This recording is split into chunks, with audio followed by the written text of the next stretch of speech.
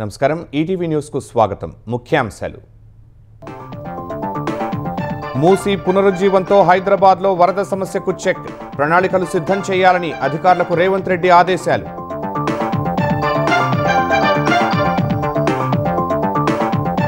వందేళ్ల భవిష్యత్ దృష్టిలో పెట్టుకుని ప్రణాళికలు తాగునీరు డ్రైనేజీ ట్రాఫిక్ వ్యవస్థలపై నూతన కార్యాచరణ రూపొందించాలన్న సీఎం బీఆర్ఎస్ నుంచి ఎన్నికై కాంగ్రెస్ గూటికి చేరిన ఎమ్మెల్సీలపై సుప్రీంకు గులాబీ దళం ఈ నెల 11న పిటిషన్ వేసేందుకు సన్నాహాలు పాడేరులో నేడు ఆదివాసీ దినోత్సవానికి హాజరు కానున్న చంద్రబాబు 1,00,000 ఎకరాల్లో కాఫీ తోటల పెంపకం ప్రాజెక్టుకు అంకురార్పణ విశాఖలో దక్షిణ కోస్తా రైల్వే జోన్ ఏర్పాటుకు వేగంగా అడుగులు నెల రోజుల్లో నోటిఫికేషన్ డిసెంబర్ జనవరి నుంచి కార్యకలాపాలు భారతీయ రైల్వే శాఖ సరికొత్త రికార్డు పట్టాలెక్కిన ఆసియాలోనే అతిపెద్ద గూడ్స్ రైలు 354 బోగీలతో 4.5 కిలోమీటర్ల పొడవు గాజా సిటీని స్వాధీనం చేసుకునేందుకు సిద్ధమైన ఇజ్రాయెల్ ప్రణాళికకు కేబినెట్ ఆమోదముద్ర హమాస్ అంతం కోసమేనని వెల్లడి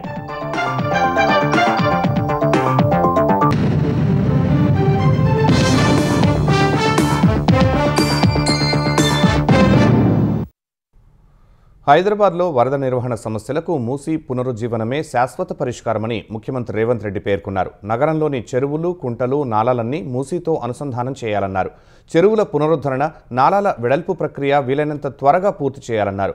100 ఏళ్ల భవిష్యత్తును దృష్టిలో పెట్టుకుని తాగునీరు, వరద నిర్వహణ, డ్రైనేజీలు, ట్రాఫిక్ వ్యవస్థలకు ప్రణాళికలు సిద్ధం చేయాలని అధికారులను ఆదేశించారు. హైదరాబాద్లో ట్రాఫిక్ సమస్య పరిష్కరించేందుకు ప్రత్యేక ప్రణాళిక రూపొందించాలని చెప్పారు.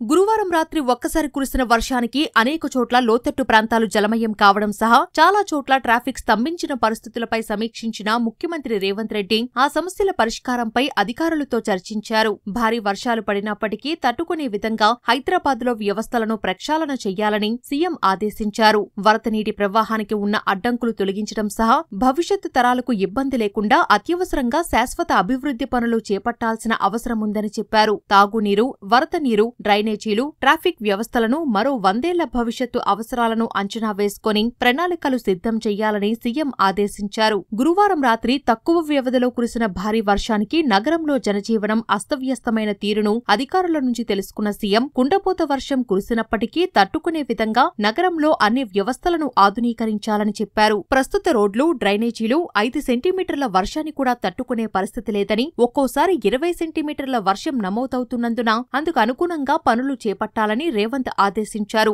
ఎంత వర్షం పడినప్పటికీ జీహెచ్ఎంసీ పరిధిలో వర్షపు నీరు నిలవకుండా లోతట్టు ప్రాంతాల ప్రజలు సురక్షితంగా ఉండే విధంగా పకడ్బందీ విధానాన్ని అమలు చేయాలన్నారు. అందుకు మూసీ పునరుజ్జీవన ప్రాజెక్టును వెంటనే చేపట్టాలన్నారు. హైదరాబాద్లో 55 కిలోమీటర్ల పొడవున మూసీని పునరుద్ధరిస్తే అన్ని ప్రాంతాలు, కాలనీలు సురక్షితంగా ఉంటాయని చెప్పారు. ఔటర్ రింగ్ రోడ్డు లోపల ఉన్న కోర్ అర్బన్ రీజియన్లో అన్ని వైపుల నుంచి వరద నీరు మూసీకి చేరేలా ప్రణాళికలు సిద్ధం చెయ్యాలని అధికారులను ఆదేశించారు. హుస్సేన్ సాగర్, దుర్గం చెరువు, మీర్ అలం ట్యాంకు సహా ప్రతి చెరువు, కుంటలను నాలాల ద్వారా మూసీకి అనుసంధానించాలని సీఎం సూచించారు. చెరువుల పునరుద్ధరణ, నాలాల వెడల్పు ప్రక్రియను వీలైనంత త్వరగా పూర్తి చేయాలన్నారు. డ్రైనేజీల ద్వారా వచ్చే నీటిని ఎస్టీపీల ద్వారా శుద్ధి చేసి మూసీలో స్వచ్ఛమైన నీటి ప్రవాహం ఉండే విధంగా అభివృద్ధి పనులు చేపట్టాలన్నారు. శుద్ధి చేసిన నీటిని పరిశ్రమలు, ఇతర అవసరాలకు వాటర్ ట్యాంకర్ల ద్వారా వినియోగించుకునే అవకాశం ఉంటుందన్నారు. మూసీ పునరుజ్జీవన ప్రాజెక్టును వరదనీటి నిర్వహణకు వీలుగా డిజైన్ చేయాలని అధికారులను ఆదేశించారు. ఇక నగరంలో ట్రాఫిక్ సమస్యను పరిష్కరించేందుకు ప్రత్యేక ప్రణాళికలు రూపొందించాలని ఆదేశించారు. పాత నగరంలో ట్రాఫిక్ సమస్య పరిష్కారానికి పాదాచారుల జోన్ ఏర్పాటు చేసి పార్కింగ్ సమస్యకు చెక్ పెట్టాలని సూచించారు. చార్మినార్, సాలార్జంగ్ మ్యూజియం, హైకోర్టు, ఉస్మానియా ఆసుపత్రి ప్రాంతాల్లో మల్టీలెవెల్ పార్కింగ్ జోన్లను ఏర్పాటు చేసేందుకు కార్యాచరణ సిద్ధం చెయ్యాలని రేవంత్ రెడ్డి అధికారులను ఆదేశించారు.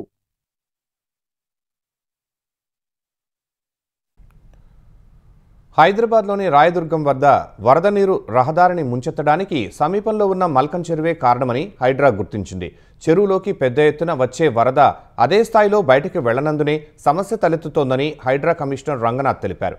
Cyberabad commissioner Avinash Mohanty, traffic joint CP Gajarao భూపాల్తో కలిసి మల్కం చెరువు పరిసరాల్లో పర్యటించిన రంగనాథ్ అక్కడి పరిస్థితిని పరిశీలించారు.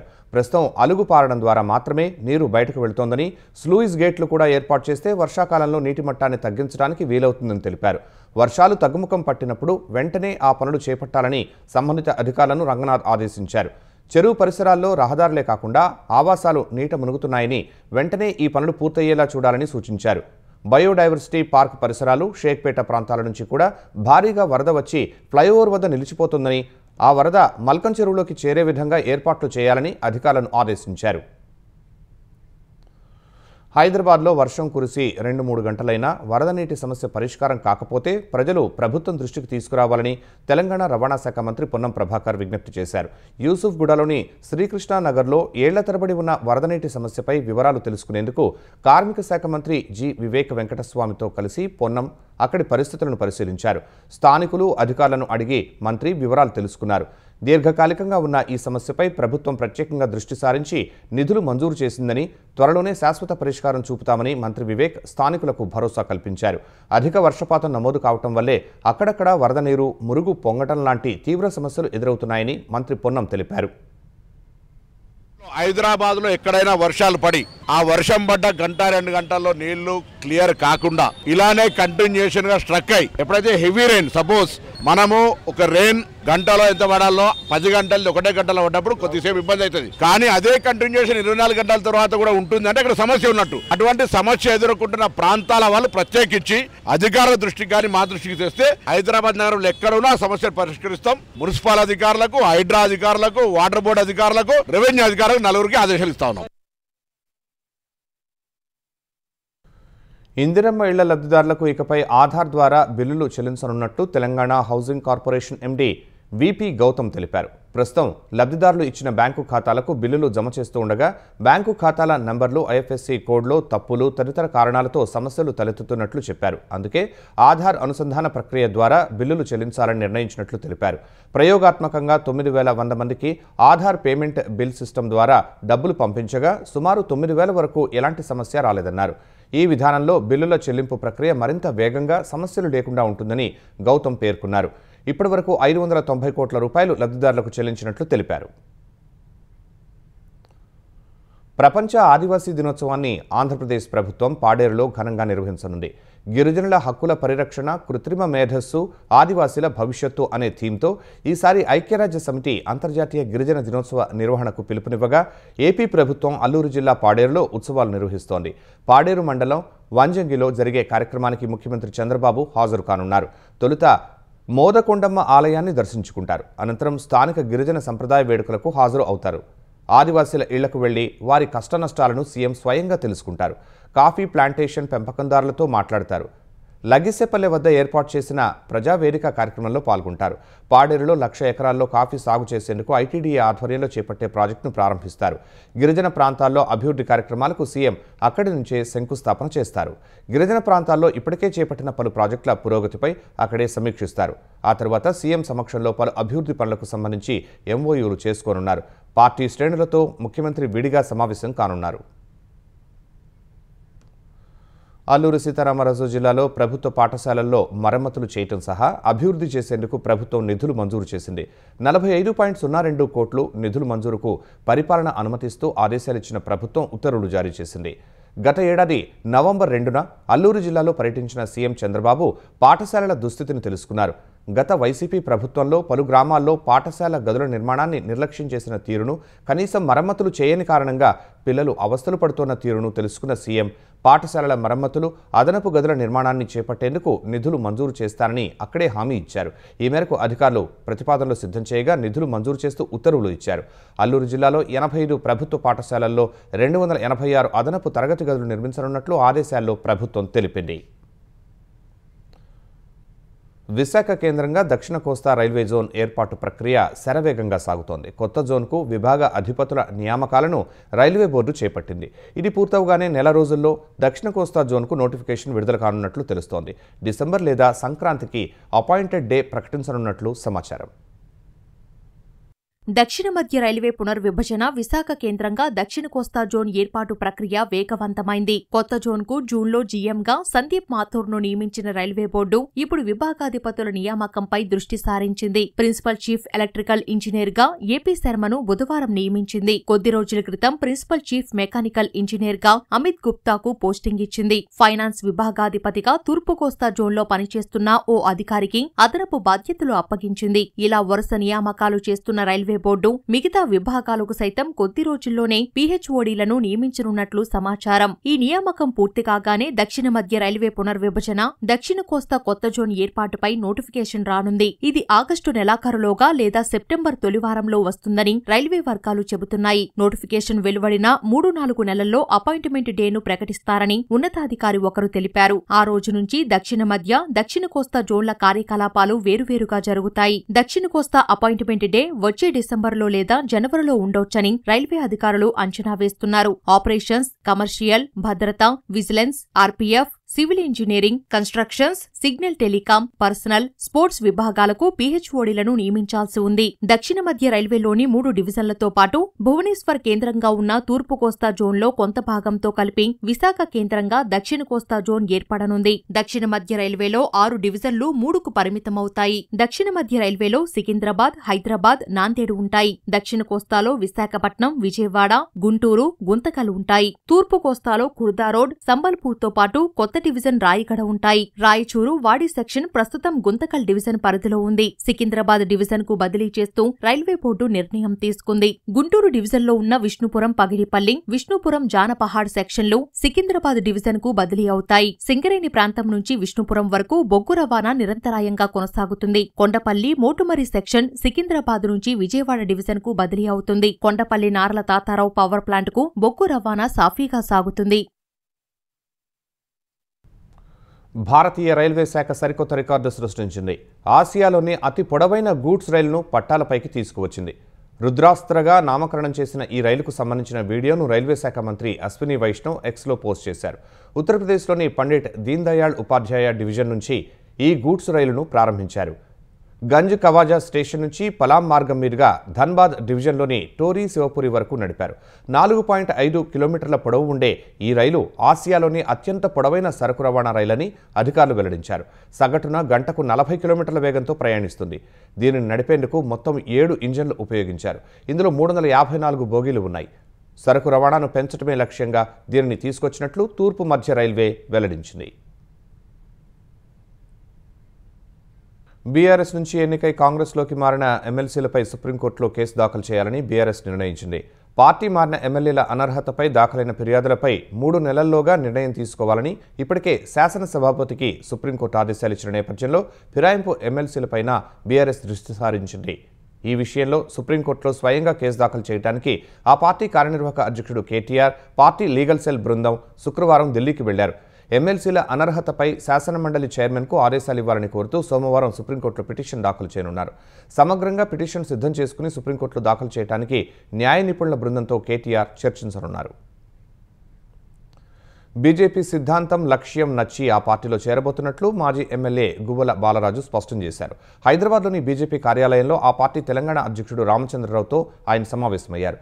ఎల్లుండి ఉదయం 10 గంటలకు రామచంద్రరావు సమక్షంలో బీజేపీలో చేరబోతున్నట్లు బాలరాజు తెలిపారు. అచ్చంపేటలో ఎవరు ఎన్ని సభలు సమావేశాలు పెట్టుకున్నా ఏమీ చేయలేరని బీఆర్ఎస్ని ఉద్దేశించి బాలరాజు వ్యాఖ్యానించారు. ఎస్ఎల్బీసీ సొరంగం పనులను వీలైనంత త్వరగా పునఃప్రారంభించాలని నీటిపారుదల శాఖ మంత్రి ఉత్తమ్ కుమార్ రెడ్డి అధికారులను ఆదేశించారు. సచివాలయంలో నీటిపారుదల శాఖ ఉన్నతాధికారులు, ఇంజనీర్లతో మంత్రి సమీక్ష నిర్వహించారు. తెలంగాణలో పలు ప్రాజెక్టులపై చర్చించారు. ఎస్ఎల్బీసీకి సంబంధించిన నిధులు, అనుమతులు, ఇతర అంశాలపై చర్చించేందుకు CM Revanth Reddy, deputy CM Bhatti Vikramarka త్వరలోనే సమావేశం ఏర్పాటు చేస్తారని ఉత్తమ్ తెలిపారు. మంత్రివర్గం ఆమోదించిన అంచనా వ్యయంలోనే నాణ్యత, వేగం విషయంలో రాజీ పడకుండా ప్రాజెక్టును పూర్తి చేస్తామని వెల్లడించారు. భారీ వర్షాల నేపథ్యంలో అన్ని ఆనకట్టలు, జలాశయాలు, చెరువులు, నీటి వనరులను నిశితంగా పర్యవేక్షించాలని అధికారులకు మంత్రి ఆదేశాలు జారీ చేశారు. సమ్మక్క సాగర్ ప్రాజెక్టు కోసం ఛత్తీస్గఢ్ సర్కార్ నుంచి నిరభ్యంతర పత్రం పొందేందుకు ప్రభుత్వం తగిన చర్యలు తీసుకుంటుందని ఉత్తమ్ పేర్కొన్నారు. అన్నా చెల్లెళ్లు అక్కా తమ్ముళ్ల అనుబంధానికి ప్రతీకైన రాఖీ పండుగను అందరూ ఆనందంగా జరుపుకోవాలని ముఖ్యమంత్రి రేవంత్ రెడ్డి ఆకాంక్షించారు. రాఖీ పండుగ వేళ మహిళలకు శుభాకాంక్షలు తెలిపిన ఆయన మహిళలను కోటీశ్వరులను చేసే సంకల్పంతో ప్రజాప్రభుత్వం వినూత్న కార్యక్రమాలు, పథకాలు అమలు చేస్తోందని తెలిపారు. గృహజ్యోతి, కొత్త రేషన్ కార్డులు, ఇందిరమ్మ ఆత్మీయ భరోసా, ఇందిరా క్యాంటీన్లు, ఇందిరమ్మ ఇళ్ల మంజూరులో మహిళలకే పెద్దపీట వేస్తున్నట్లు రేవంత్ వివరించారు. తెలంగాణ అభివృద్ధిలో మహిళలంతా భాగస్వాములు అయ్యే వరకు ప్రభుత్వం వారికి అండగా ఉంటుందన్నారు. మహిళల భద్రతకు ప్రభుత్వం తగిన చర్యలు చేపడుతుందని తెలిపారు. మహిళల అభివృద్ధి, సంక్షేమంపై రాజీ పడేది లేదన్నారు. బీజేపీ ఎంపీ రఘునందన్ రావుకు మరోసారి గుర్తు తెలియని వ్యక్తుల నుంచి బెదిరింపు కాల్స్ వచ్చాయి. ప్రస్తుతం హైదరాబాద్లోనే ఉన్న సాయంత్రం వరకు చంపేస్తామని, ఎవరు కాపాడతారో చూద్దామంటూ తనకు ఓ నెంబర్ నుంచి ఫోన్ చేసి బెదిరించినట్టు రఘునందన్ రావు తెలిపారు. ఈసారి 9403484331 నంబర్ నుంచి ఫోన్ కాల్ వచ్చినట్టు చెప్పిన రఘునందన్ రావు ఇలా తనకు బెదిరింపు కాల్ రావడం ఆరోసారి అని చెప్పారు. ఈ విధంగా తనకు ఫోన్ చేసేది తీవ్రవాదులా, ఇంకా ఎవరైనానా అని పోలీసులే తేల్చాలని ఆయన అన్నారు. బెజవాడ రైల్వే స్టేషన్లో అదృశ్యమైన 3 ఏళ్ల బాలిక శ్రావణి కేసు మిస్టరీ వీడింది. చిన్నారి తండ్రి 5,000 రూపాయలకు విక్రయించినట్టు పోలీసులు తేల్చారు. బాలికను విక్రయించిన 6 గంటల్లోనే నిందితులను పోలీసులు అరెస్టు చేశారు. బాపట్ల జిల్లా వేటపాలెంకు చెందిన మస్తాన్ తన 3 ఏళ్ల కుమార్తెను గురువారం విజయవాడకు తీసుకువచ్చాడు. అదే రోజు అర్ధరాత్రి కుమార్తె శ్రావణిని బొల్లా శ్రీనివాస్ చిన్నారులకు 5,000 రూపాయలకు విక్రయించాడు. తనపై ఎవరికి అనుమానం రాకుండా అతనే రైల్వే పోలీసులకు ఫిర్యాదు చేశాడు. మస్తాన్ పొంతనలేని సమాధానాలతో అతనిపై అనుమానం వచ్చిన పోలీసులు తమదైన శైలిలో విచారించగా బాలికను విక్రయించినట్లు అంగీకరించాడు. సీసీ కెమెరాల దృశ్యాల ఆధారంగా శ్రావణిని కొన్న దంపతులు రాజమహేంద్రవరం వెళుతున్నట్టు గుర్తించి బస్సు డ్రైవర్కు సమాచారం ఇచ్చారు. విజయవాడలో మస్తాన్ను అరెస్టు చేసిన పోలీసులు రాజమహేంద్రవరం పోలీసుల సహకారంతో బాలికను కొన్న దంపతులను అదుపులోకి తీసుకున్నారు. బాలికను తల్లికి అప్పగించారు. మస్తాన్ తన భార్యతో గొడవపడి 4 నెలల నుంచి వేరుగా ఉంటున్నట్టు తేల్చిన పోలీసులు ఇంట్లో ఎవరూ లేని సమయంలో శ్రావణిని బెజవాడకు తీసుకువచ్చి విక్రయించినట్టు చెప్పారు. గతంలో మస్తాన్ తన 3వ కుమార్తెను కూడా విక్రయించినట్టు పోలీసులు గుర్తించారు. ఇప్పుడు విక్రయించిన బాలికను కొన్నవారు రాజమండ్రిలో భిక్షాటన కోసం తీసుకువెళ్తున్నట్టు పోలీసులు తెలిపారు.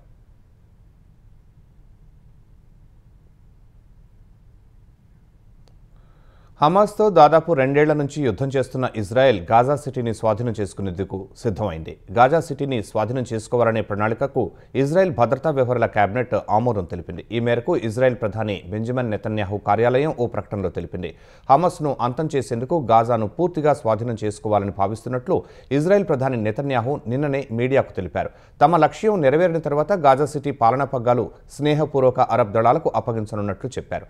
ఇజ్రాయెల్ ఇప్పటికే గాజా సిటీలోని 3 భూభాగాన్ని తమ అధీనంలోకి తీసుకుంది. గాజాలో ఐడిఎఫ్ దాడులు మరింత పెరగటం వల్ల పాలస్తీనియన్ల ప్రాణాలు, మిగిలిన 20 మంది ఇజ్రాయెల్ బందీల ప్రాణాలు ప్రమాదంలో పడనున్నాయి. రష్యా ఉక్రెయిన్ యుద్ధాన్ని ఆపేందుకు ప్రయత్నాలు చేస్తున్న అమెరికా అధ్యక్షుడు డొనాల్డ్ ట్రంప్ రష్యా అధినేత పుతిన్తో నేరుగా సమావేశం కానున్నట్లు ప్రకటించారు. ఆగస్టు 15న అలాస్కాలో పుతిన్తో భేటీ కానున్నట్లు వెల్లడించారు. ఈ మేరకు సామాజిక మాధ్యమం ట్రూత్ సోషల్ వేదికగా ట్రంప్ వెల్లడించారు. వచ్చే శుక్రవారం పుతిన్తో సమావేశం కానున్నానని, అందుకు సంబంధించిన వివరాలను త్వరలోనే వెల్లడిస్తానని రాసుకొచ్చారు. అంతకుముందు శ్వేత సౌధంలో జరిగిన విలేకరుల సమావేశంలో పుతిన్తో భేటీపై స్పష్టత ఇచ్చిన ట్రంప్ కొద్దిసేపటికే సమావేశానికి సంబంధించిన తేదీ, ప్రాంతాన్ని సామాజిక మాధ్యమాల్లో వెల్లడించారు. దీంతో యుద్ధాన్ని ఆపేందుకు ట్రంప్ చేస్తున్న ప్రయత్నాల్లో కొంత పురోగతి సాధించినట్లు అయింది. రష్యా ఉక్రెయిన్ మధ్య శాంతి ఒప్పందం అంటే భూభాగాల మార్పిడి కూడా ఉంటుందని ట్రంప్ వెల్లడించారు. అయితే ట్రంప్ పుతిన్ల భేటీపై రష్యా నుంచి ఎటువంటి ధృవీకరణ రాలేదు. ఇరువురు నేతలు సమావేశమైతే 2021 తర్వాత ఇదే అమెరికా రష్యాల మొదటి శిఖరాగ్ర సమావేశం కానుంది. నాడు జెనీవాలో మాజీ అధ్యక్షుడు జో బైడెన్ పుతిన్ను కలిశారు. మెరుపు వరదలతో కకావికలమైన ఉత్తరాఖండ్ ఉత్తరకాశీ జిల్లాలోని ధరాలి చుట్టుపక్కల ప్రాంతాల్లో చిక్కుకుపోయిన వారిని తరలించే ప్రక్రియ కొనసాగుతోంది. గంగోత్రి జాతీయ రహదారి సహా గ్రామీణ రహదారులు దెబ్బతిన్నందున హెలికాప్టర్ల ద్వారా సహాయ పునరావాస చర్యలు చేపడుతున్నారు. గల్లంతైన వారి కోసం ధరలిలోని శిథిలాల దిబ్బలు తవ్వటానికి అవసరమైన అధునాతన పరికరాలను చినూక్ MI-17 హెలికాప్టర్లు, ఉత్తరాఖండ్ పౌర విమానయాన శాఖకు చెందిన హెలికాప్టర్ల ద్వారా ఘటనా స్థలానికి తరలించారు. వరద ప్రభావిత ప్రాంతాల్లో హెలికాప్టర్ల ద్వారా ఆహారం పంపిణీ చేస్తున్నారు.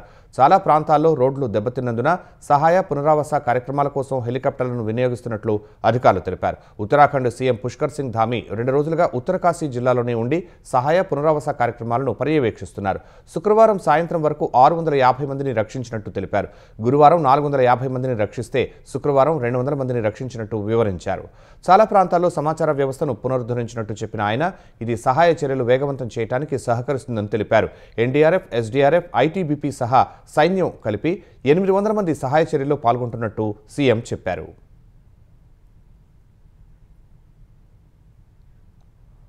ఆంధ్ర ప్రీమియర్ లీగ్ ఏపీఎల్ 4వ సీజన్ విశాఖలోని క్రికెట్ స్టేడియంలో ప్రారంభమైంది. ఈ సీజన్కు బ్రాండ్ అంబాసిడర్గా వ్యవహరిస్తున్న హీరో వెంకటేష్ ప్రారంభ వేడుకలో మెరిశారు. కేంద్ర మంత్రి రామ్మోహన్, విశాఖ ఎంపీ శ్రీభరత్, ఏసీఏ అధ్యక్షుడు కేశినేని చిన్ని, ఏపీఎల్ చైర్మన్ సుజయ్ కృష్ణ రంగారావు సహా పలువురు ప్రముఖులు ప్రారంభ వేడుకల్లో పాల్గొన్నారు. విశాఖ ఎంపీ శ్రీభరత్ క్రీడాకారులతో కలిసి మైదానంలోకి వచ్చారు. మొదటి మ్యాచ్లో కాకినాడ కింగ్స్, అమరావతి రాయల్స్ జట్లు తలపడ్డాయి. ప్రేక్షకులకు ఉచితంగా ప్రవేశం కల్పించారు. ఏపీలోని క్రీడాకారుల ప్రతిభను అంతర్జాతీయ వేదికలకు పరిచయం చేయటమే లక్ష్యమని రామ్మోహన్ నాయుడు, కేశినేని చిన్ని చెప్పారు.